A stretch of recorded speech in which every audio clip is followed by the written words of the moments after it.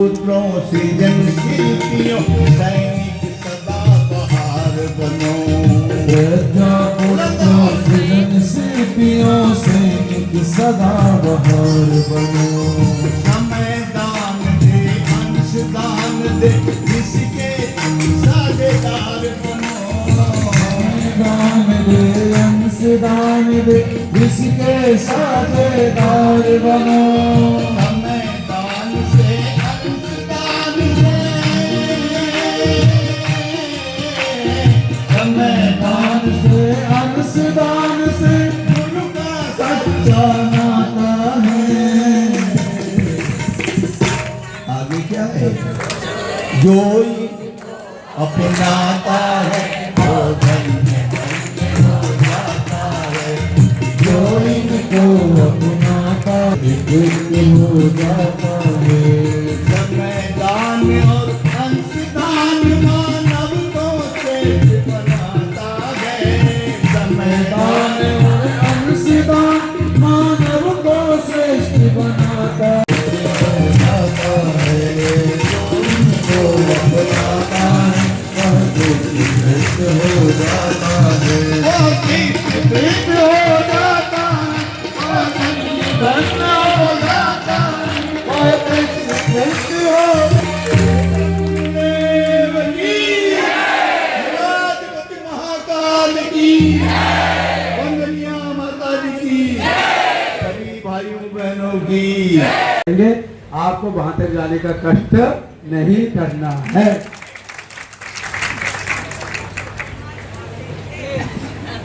भारत माता की, भारत माता की। आनंद नहीं आ रहा है? दाहिना हाथ उठा करके जयघोष करेंगे। थोड़ा थोड़ा आगे जाइए, थोड़ा थोड़ा आगे खसक जाए सब लोग। पीछे बहुत सारे भाई लोग बैठे हैं, खड़े हैं। थोड़ा सा ये बीच में भी जगह है, थोड़ा और आगे। चारों प्रांत है भाइयों बहनों। ऐसे जो अग्रदूत होते हैं जीवंत और जागृत, इनके लिए जोरदार ताली बजाइए, जिन्होंने अपनी सारी प्रतिभा को समर्पित कर दिया। तो आदरणीय भाई साहब से हम प्रार्थना कर रहे हैं कि हमारे भाइयों को समय दान और अंश दान के विषय में थोड़ा मार्गदर्शन करें।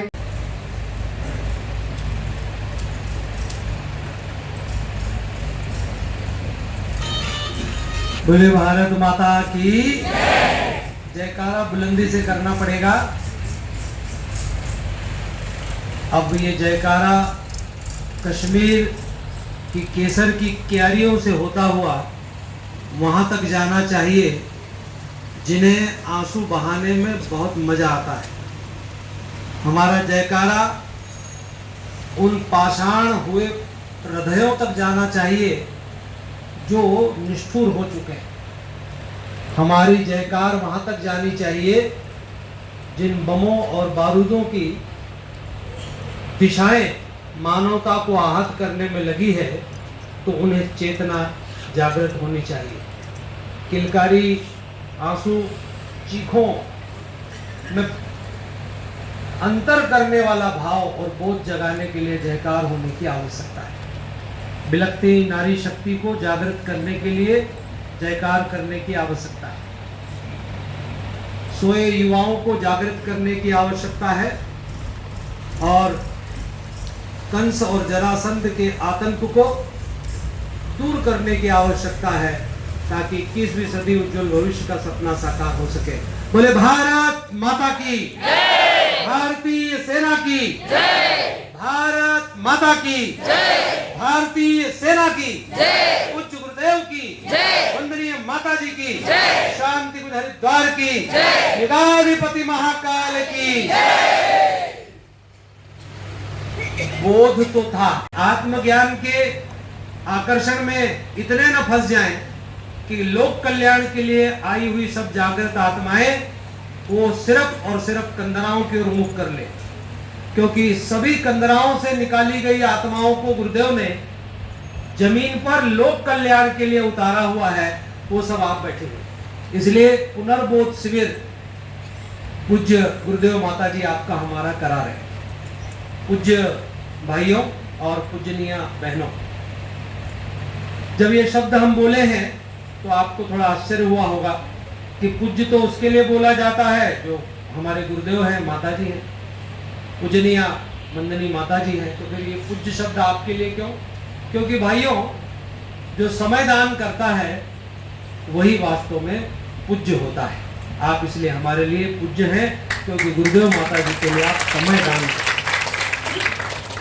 आज की बात शुरू करें उससे पूर्व हम सब लोग गायत्री महामंत्र का उच्चारण सस्वर करेंगे। कमर सीधी, दोनों हाथ गोदी में जाते हैं, समय देते हैं, हाथ ऊपर करें। ऐसे भाई बहन जो टोलियों में जाते हैं, बहनें भी जो टोलियों में जाती है, अभी क्षेत्र में जो टोलियों में जा रही है, ठीक है, हाथ नीचे करें। आप में से कौन कौन ऐसे भाई हैं जो कम से कम तो करें, हाथ ऊपर, हम जानना चाहते। धन्यवाद। ऐसे कितने भाई बहन हैं जो इस टोलियों के पुनर्बोध शिविर के अलावा यहां पर आकर बैठे हैं? हाथ ऊपर करें। धन्यवाद। भाई और बहनों, आज का जो विषय है वो है समयदान, अंशदान, माता जी की अखंड दीपक की जन्म शताब्दी। भाइयों और बहनों, ये जो विषय है वो लेक्चर प्रधान नहीं, वो चिंतन प्रधान है, वो विचार करने लायक है और वो अपनाने लायक है। इस धरती को बदलने के लिए भगवान आए। भगवान छोटे छोटे देवता की पूजा करके छोटे छोटे लोग देवता बन गए और उनके लोगों ने उनको देवता बना दिया। हमारे तो देवता आए हैं, भगवान ही आए हैं और हम उनको भगवान बताने में, बनाने में, कहने में संकोच कर रहे हैं। और उन भगवान ने हमें क्या कहा कि इस युग के दो तप हैं। एक तप का नाम है समयदान और एक तप का नाम है अंशदान। ये जो दो तप बताए और इन तप के द्वारा हमारा लोक और परलोक ठीक हो जाए। इसलिए भाइयों और बहनों, जिससे भी आप प्रेम करते हो, जिससे भी, बच्चा, बहन, माता, बुजुर्ग या कोई अपना, जिसे आप कहते हैं कि मैं इससे प्रेम करता हूं या इससे मेरा प्रेम है या ये मेरा प्रेमी है, ये मेरा हितैषी है, आप उसका कल्याण चाहते हो, जिससे भी आप ऐसा कहते हैं कि हम उससे, कि तुम्हें ज्ञान यज्ञ की लाल, रौतेला जी खड़े हैं, बहनें खड़ी है, हम खड़े हैं, ये भाई खड़े, अपन सब खड़े, दिखती संख्या थोड़ी सी है ना। यदि इतने सब लोगों को मसाल के नीचे हम लगा दे तो क्या होगा कि कागज कम पड़ जाएगा, स्याही कम पड़ जाएगी, और 20 करोड़ लोगों को लगाएंगे तो फिर तो कोई दिखेगा ही नहीं। It is only a symbol, ये सिंबॉलिक है कि मशाल के नीचे विभिन्न किस्म के नर नारी खड़े हुए और सबके चेहरे पर एक आभा है। ज्ञान यज्ञ की लाल मशाल का अवतरण धरती पर इसलिए हुआ है कि कोई जागृत आत्मा अज्ञान अंधकार में भटकती न रह जाए। हे माता, माता ध्यान में जा रही है, माता को ध्यान में नहीं जाने देंगे, माता को थोड़ा ध्यान करा के गुरुजी के काम में लगाना। और भाइयों के लिए यज्ञ भगवान की जय और हमारे लिए महाकाल की जय। तो भाइयों, यदि ये सब खड़ा कर लिया और व्यक्ति का आत्म कल्याण नहीं हुआ, भाई और ज्ञान और प्रकाश दोनों पर्यायवाची, जब प्रकाश आता है तो ज्ञान होता है। अभी अंधेरा हो जाए, रात हो, सारी लाइट्स ऑफ हो जाए तो हमें कुछ नहीं दिखाई देगा, और जब लाइट आ जाती है, रोशनी आ जाती है, प्रकाश आ जाता है तो हमें बोध होने लगता है कि कहां क्या चीज है। तो ज्ञान और प्रकाश दोनों एक दूसरे के पर्यायवाची। विचारणीय प्रश्न है कि हम अखंड दीपक की, अखंड ज्योति की जन्म शताब्दी मनाने जा रहे हैं। हम कितने लोग हैं पृथ्वी पर? पता है? 4 से 5 लाख अखंड ज्योति आती है भाइयों, ओनली। और हम लोग कितने लोग हैं? 20 करोड़। विचारणीय प्रश्न है, ये विचार करके आपको हमको यहां से जाना है कि हमें अखंड ज्योति के लिए क्या करना है, हमें अखंड दीपक के लिए क्या करना है। माता और बहनों भाइयों, हमारा विषय समयदान और अंशदान। तो जन्म शताब्दी के लिए, माता जी के लिए, गुरुदेव के लिए, अखंड ज्योति के लिए, अखंड दीपक के लिए हमको समयदान और अंशदान करना है अपना। हमने देखा कि यहाँ बहुत सारे भाई ऐसे जो टोली में नहीं जाते, बहुत सारे भाई ऐसे जो क्षेत्र में भी समय नहीं दे रहे। इस कमरे में, इस हॉल में जितने भी भाई आप बैठे हैं और जितनी भी बहनें बैठी है, वो 2 घंटा कम से कम दिए बिना रुकेंगे नहीं। एवरी डे, हर दिन हमको 2 घंटा समय भगवान के काम में देना है। और ये 2 घंटा जब हम देंगे तो क्या होगा? और ये बात हमारे प्रवचन में हमारी टोली के नायकों को, टोली के सहायकों को अपने पास अखंड ज्योति पत्रिका रखनी चाहिए। तबले वाले को अपने पास रखनी चाहिए, हारमोनियम बजाने वाले को रखनी चाहिए, वक्ता को अपनी छोटी सी चौकी पे अखंड ज्योति रखनी चाहिए, और कार्यक्रम के शुरुआत में और कार्यक्रम के समापन में बतानी चाहिए कि ये गुरुदेव हैं, ये आपके घर आना चाहते हैं। और जो भी व्यक्ति अखंड ज्योति से जुड़ा हुआ है भाइयों बहनों, उसे दुनिया की कोई ताकत गुरुदेव से अलग नहीं कर सकती। जो गुरुदेव के विचारों से जुड़ा है उसे कोई भी तोड़ नहीं सकता। ये आप और हम जानते हैं। टूटे, बिखरे, बहके और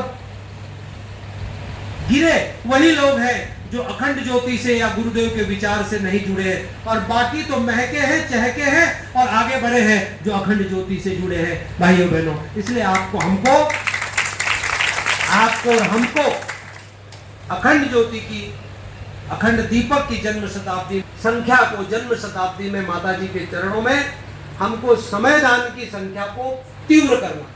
2-2 घंटे का समय, जब आदमी, कोई भाई 2 घंटे का समय दान करता है, 2 घंटे, जब वो 2 घंटे का घेरा बनाए हुए हमारी रखवाली करती है, हमारे बच्चे का ऐसा हो गया, हमारी बेटी का ऐसा हो गया, हमारे परिवार में ऐसा हो गया, हमें बड़ी मुसीबत से छुटकारा मिल गया।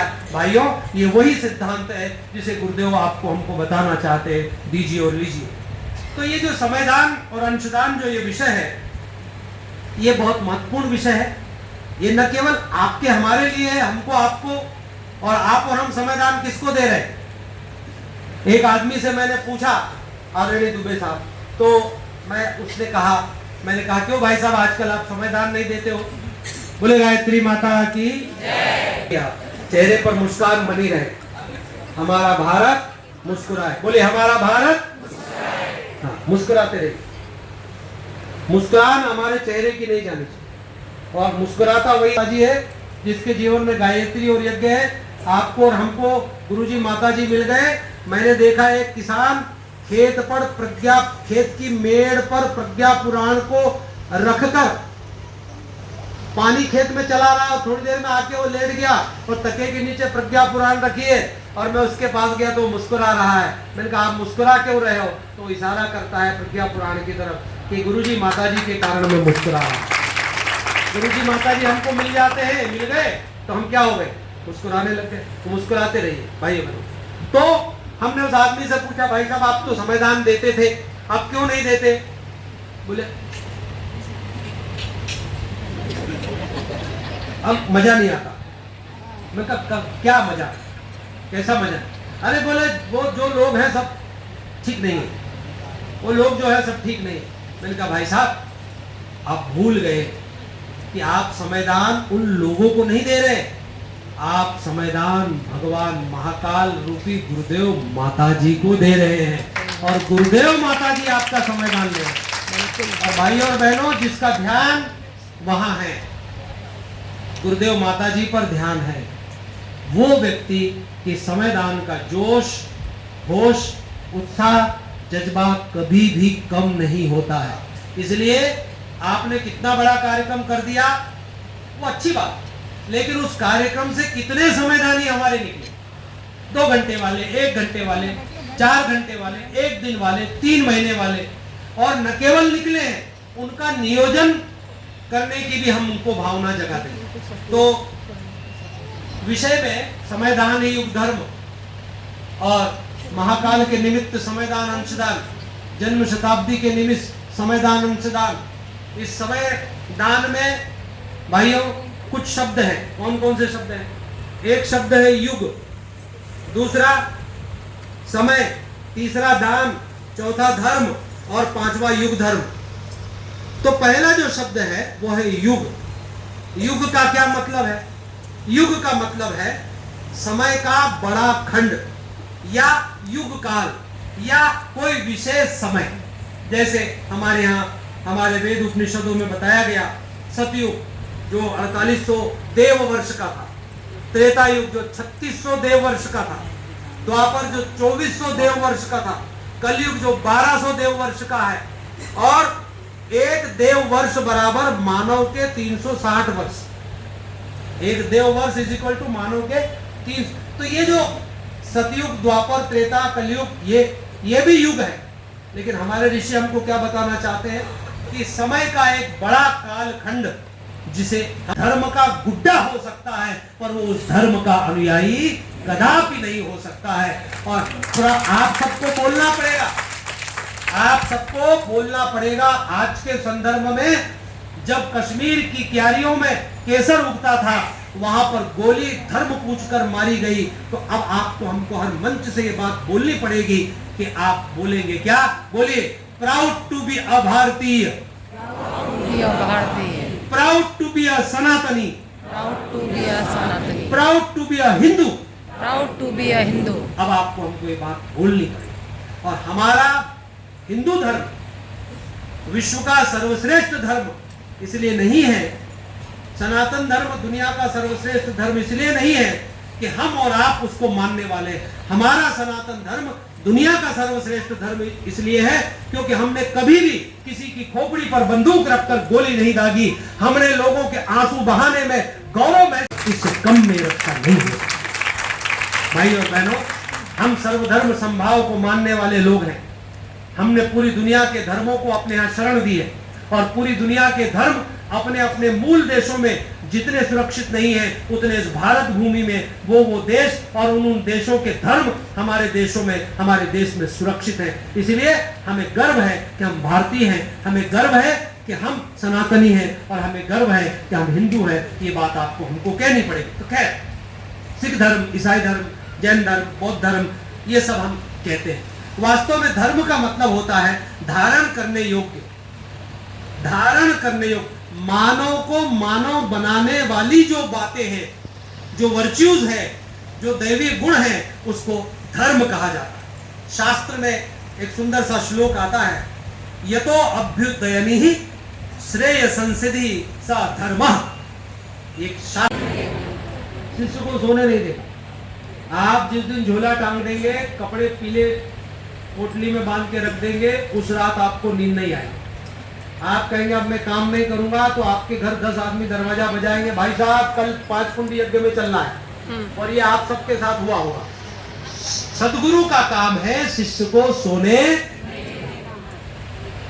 न जगा दे। और सोने देने का मतलब जो अपनी आत्मा की तरक्की भूलकर केवल संसार में डूबा हुआ है, वो सारे लोग सोए हुए हैं। भले ही भाइयों बहनों वो आंखें फाड़ फाड़ कर गर्र गर्र देख रहे हो, पर जिसे अपनी आत्मा की जरा भी परवाह नहीं है, ये सारे के सारे लोग सोए हुए हैं। और यदि सोकर खर्राटे भी ले रहा है आदमी और वो आत्म तत्व में विलीन है भाइयों बहनों, तो वो जागा हुआ आदमी है। इसलिए हमारे ऋषि कहते हैं, योगी जब सोता है तब संसार जागता है, और जब संसार जागता है तब योगी सोता है। तो इसी बात की ओर इंगित करते हैं कि आत्म उद्धार, आत्म कल्याण, आत्म तरक्की, आत्मा वारे ज्ञातव्य, आत्मा वारे श्रोतव्य, आत्मा वारे धातव्य की जो बात, उसी का नाम है धर्म। तो धारण करने योग्य क्या है? सत्य, अहिंसा, अस्तेय, ब्रह्मचर्य, अपरिग्रह, शौच अर्थात शुद्धि, संतोष, तप, स्वाध्याय और क्षमा, ये सब धारण करने योग्य है। युग की बात हो गई, एक महाकाल खंड को युग कहते हैं। और दूसरी बात हुई धर्म, धारण करने को। और धारण करने का मतलब दिव्य गुणों को धारण करना। हमारे वैदिक ऋषि ने आगे क्या कहा? सृष्टि और स्वयं के हित और विकास में किए जाने वाले सभी कर्म, समाज की गंदगी, समाज का कचरा, समाज की बुराई और समाज की अनघड़ता को यदि मिटाने का काम हमको करना पड़ा तो हम उसमें भी पीछे नहीं रहेंगे। इसलिए हम शूद्र भी है भाई और बहनों, हम ब्रह्मचारी भी है क्योंकि हमको संयम के साथ गुरु का कार्य करना है। हम गृहस्थ भी है, जब हम टोली में से आते हैं तो गृहस्थ भी हो जाते हैं और गृहस्थ के साथ वन को भी गमन करते और मंथन करना है। इसलिए हम वानप्रस्थी भी है और वानप्रस्थ के साथ कभी कभी अपने कमरे के कोने में चुपचाप डुबकी मारकर आंख बंद करके बैठ जाना संन्यास भी है। हम न्यास करते हैं परमात्मा का, इसलिए हम सन्यासी भी है। सभी चीजें आपको हमको अपनाने की आवश्यकता है। आपको हमको हमारे गुरु ऐसा बोध कराते हैं, यही स्वधर्म है। देह में है तब तक शारीरिक स्तर पर अपने कर्तव्य और अपनी ड्यूटियों को निभाना पड़ेगा। अब युग धर्म की बात आती, युग हो गया, धर्म हो गया, सो लेकर दौड़ता है और जिसको जो मिलता है वो लेकर दौड़ पड़ता है। क्यों? क्योंकि उसको आग बुझानी है। इस समय इसलिए संसार में आग लगी हुई है और आप और हम युग धर्म निभाने के लिए जिसको जो मिल रहा है वो लेकर दौड़ पड़ रहा है। कोई बाल्टी लेकर दौड़ रहा है, कोई साइकिल से भाग रहा है, कोई भाइयों टैंकर लेकर दौड़ रहा है, कोई हवाई जहाज से भाग रहा है, कोई आदमी रेल से भाग रहा है, कोई आदमी किधर भाग रहा है, कोई आदमी किधर भाग रहा है। किसी के पास तो टिकट भी नहीं है, वो पड़ोसी से टिकट लेकर जा रहा है और कोई तो ऐसा भी है जो दूसरे के टिकट पर भी यहाँ आ गया है, क्योंकि युग धर्म निभाना है। आग लगी हुई है भाइयों बहनों चारों तरफ, तो युग सब मुस्कुरा रहे, कोई न कोई तो जरूर आया होगा। इसलिए आग लगने पर सब दौड़ पड़ते हैं, ये युग धर्म है। गांव पर हमला हो जाए तो लाठी लकड़ी कुल्हाड़ी बंदूक भाला बर्ची तीर कमान या डम डम डम डम की आवाज ढोल बजाते हुए लोग दौड़ पड़ते हैं, क्योंकि गांव के ऊपर हमला हो गया है। जब आपदा आ जाती है, बाढ़ भूकंप अकाल सूखा महामारी आ जाती है तो सब लोग दौड़ पड़ते हैं। इसी का नाम है युग धर्म और युग धर्म सबको निभाना चाहिए।